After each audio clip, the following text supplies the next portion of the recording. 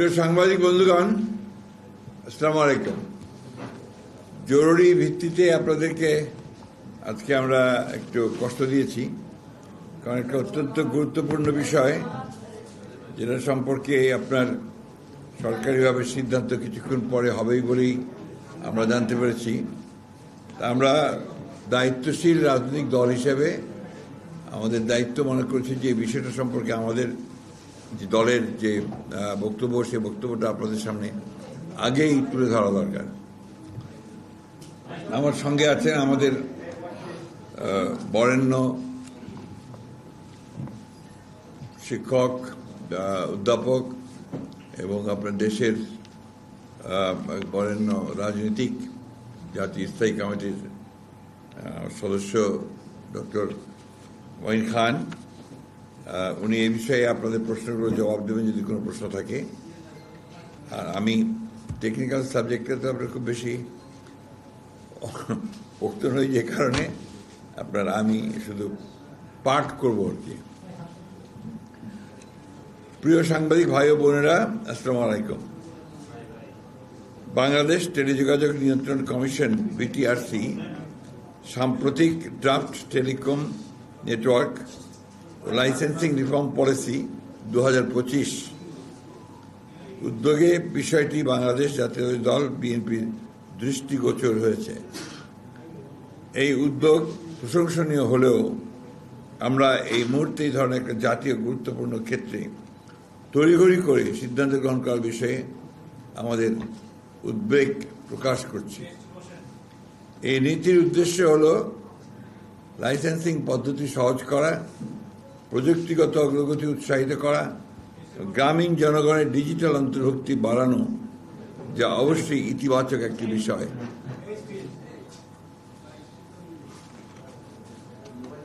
তবে খসড়া নীতিমালাটি বিশ্লেষণ করে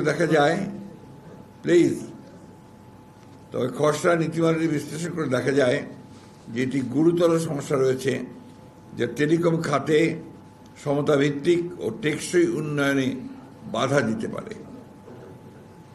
বিএনপি গঠনমূলক মনোভাব নিয়ে এই খসড়ার সম্ভাব্য দুর্বলতা, অস্পষ্টতা এবং বড় মোবাইল অপারেটরদের পক্ষে অধিক সুবিধা পাওয়ার কিছু ধারা তুলে ধরেছে, যা ছোট ও মাঝারি ব্যবসা প্রতিষ্ঠান এবং স্থানীয় উদ্যোক্তাদের ক্ষতিগ্রস্ত করতে পারে।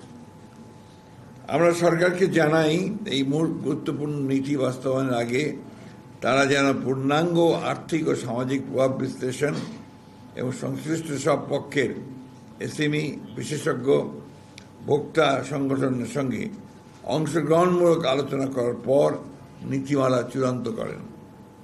বিশেষ করে সামনে জাতীয় নির্বাচনকে সামনে রেখে, বিবেচনায় রেখে এই ধরনের একটি জাতীয় গুরুত্বপূর্ণ নীতিমালা এ সময়ে একতরফাভাবে প্রণয়ন করা সমীচীন হবে না বলে বিএনপি বিশ্বাস করে। সম্ভাব্য সমস্যা ও চ্যালেঞ্জ।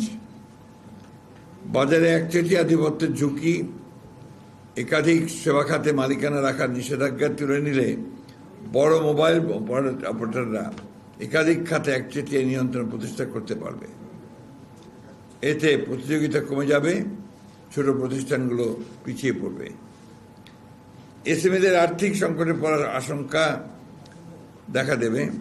ডিরেগুলেশনের নিয়ন্ত্রণ শিথিল পরে এসএমই, বিশেষ করে স্থানীয় আইএসপি বা ছোট টেলিকম অপারেটরদের সম্পদ ও দায়বদ্ধতা নিয়ে সুস্পষ্ট দিক নির্দেশনা না থাকায় তারা বড় ধরনের আর্থিক সংকটে পড়তে পারে। বিদেশি মালিকানার অনির্দিষ্ট সময়সীমা, বিদেশি বিনিয়োগকারীদের জন্য মালিকানার সীমা নিয়ে অস্পষ্টতা আছে, যা বিনিয়োগ নিরুৎসাহিত করতে পারে এবং খাতের স্থিতিশীলতা বিঘ্নিত করতে পারে। 2. অস্পষ্ট ও অনির্ধারিত বিষয়। ক্রস ওনারশিপের ফাঁকফোকর, উলম্ব ও সমান্তরাল মালিকানার বিষয়ে পরিষ্কার ব্যাখ্যার অভাবে বড় কোম্পানিগুলো আরও বাজার দখল করে দিতে পারে। এন্টারপ্রাইজ সার্ভিসের সীমা অস্পষ্ট। মোবাইল অপারেটরদের ফাইবার ভিত্তিক ব্যবসা, সংযোগ সেবা কোথাও সীমাবদ্ধ তাই স্পষ্ট নয়, ফলে বিবাদ ও অসাম্য তৈরি হতে পারে।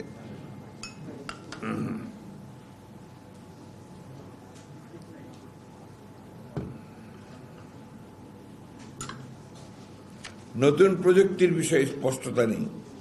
স্যাটেলাইট ব্রডব্যান্ড বা নতুন ডিজিটাল সেবা নিয়ে নীতিতে কোনো সুস্পষ্ট দিক নির্দেশনা নেই যা বিনিয়োগকারীদের বিভ্রান্ত করতে পারে। 3. বড় মোবাইল অপারেটরদের প্রতি পক্ষপাত। একক লাইসেন্সের বাধা এসএমইর জন্য আইএসপি লাইসেন্স একীভূত করার ফলে বড় প্রতিষ্ঠানগুলো সুবিধা পাবে। এএনএসপি লাইসেন্সে স্পেকট্রামের উপর নির্ভরতা বড় কোম্পানিগুলোকে এগিয়ে রাখবে। ফিক্সড টেলিকম লাইসেন্স করা থাকলেও সারা দেশে সেবা দিতে হবে, উচ্চমান বজায় রাখতে হবে, যে এসএমইদের জন্য চ্যালেঞ্জ হয়ে দাঁড়াবে। বড় কোম্পানির অবকাঠামো আধিপত্য।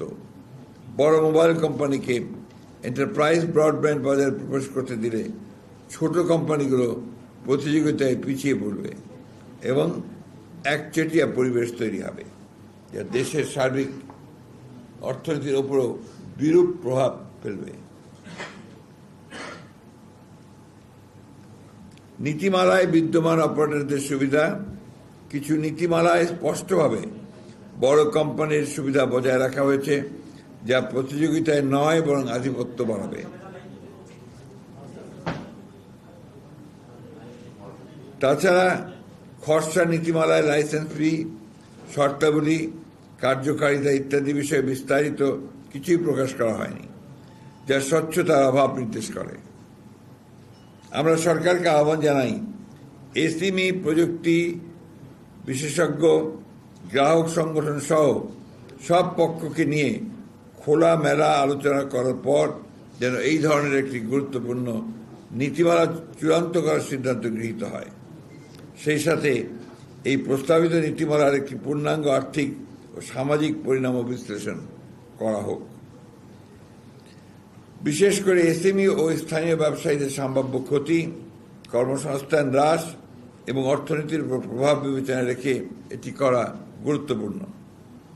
এই ধরনের জাতীয় পর্যায়ের টেলিকম নীতি প্রণয়ন অবশ্যই সতর্কতা, স্বচ্ছতা ও অংশগ্রহণ নিশ্চিত করে নিতে হবে। সামনে জাতীয় নির্বাচন থাকায় তাড়াহুড়ো করে সিদ্ধান্ত নেওয়া উচিত হবে না। বিএনপি বিশ্বাস করে সবার জন্য উপকার বয়ে আনে এমন নীতি গ্রহণযোগ্য। ডিজিটাল সংযুক্তির মাধ্যমে সমতাভিত্তিক উন্নয়ন ও ডিজিটাল নিরাপত্তা ও সার্বভৌমত্ব রক্ষার অঙ্গীকারী আমরা কাজ করে যাব। আপনাদের সবাইকে ধন্যবাদ। আল্লাহ হাফেজ। বাংলাদেশ জিন্দাবাদ।